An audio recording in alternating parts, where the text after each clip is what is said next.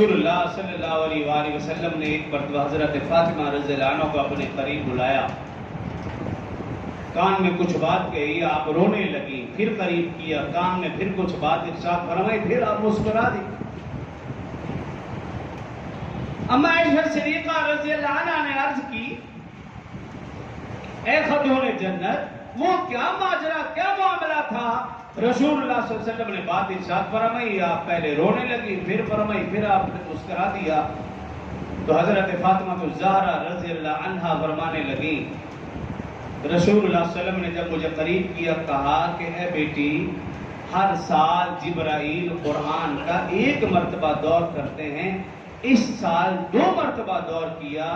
تو یہ بات سن کر حضرت فاطمہ الزہرا رضی اللہ عنہا رونے لگی اور فرماتی ہیں کہ میں سمجھ گئی کہ ابا جان کے جانے کا وقت قریب آ چکا ہے۔ میں جب رونے لگی، میری آنکھوں سے آنسو نکلے، ابا جان سے دیکھے نہ گئے، مجھے قریب کیا اور کہا، اے بیٹی سن، میرے جانے کے بعد میرے خاندان میں سے سب سے پہلے تم مجھے آ کر ملو گی۔ فرماتی ہیں کہ جب یہ بات کہی تو پھر میں نے مسکرا دیا، بھی ابا جان کی زیادہ دیر زیادہ جدائی میں برداشت نہیں کر سکوں گی، بہت جلد ابا سے ملوں گی، اس لیے میں ہنس پڑی۔ رسول اللہ صلی اللہ علیہ وسلم کی رحلت کے بعد صرف 6 ماہ حضرت فاطمہ رضی اللہ عنہا حیات رہی۔ 6 ماہ، اتنا قلیل عرصہ، 6 ماہ۔ روایات میں ہے کہ ان 6 ماہ میں کبھی حضرت فاطمہ رضی اللہ عنہا کے چہرے پر مسکراہٹ نہیں آئی۔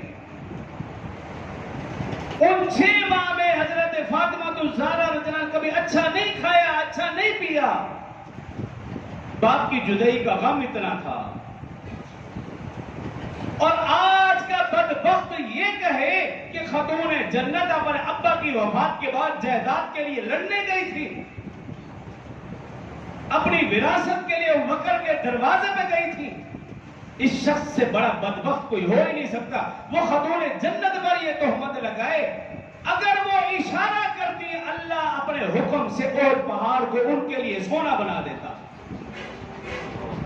کیا انبیاء کرام جائیداد، وراثت، بینک بیلنس، کوٹھیاں بنانے کے لیے آئے تھے؟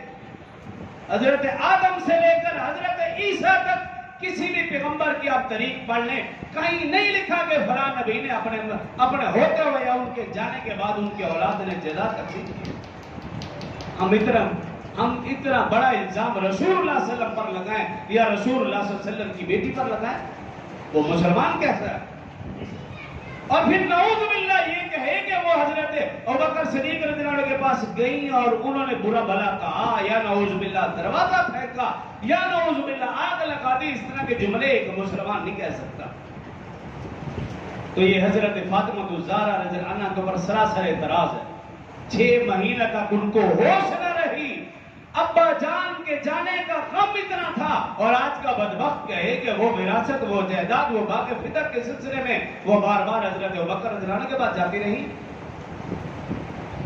اس لیے جب باغ فطر کی کوئی شخص بات کہے، اس کے منہ پہ ہاتھ رکھ دو، بھائی جاؤ، تمہارا اور میرا راستہ الگ ہے۔ اس کی بات بھی نہ سنو۔ اگر بات سن لی اور اس نے یہ کہا یار بات تو سنو، میں کوئی غلط بات نہیں کہہ رہا، تو بس آپ پھر گئے۔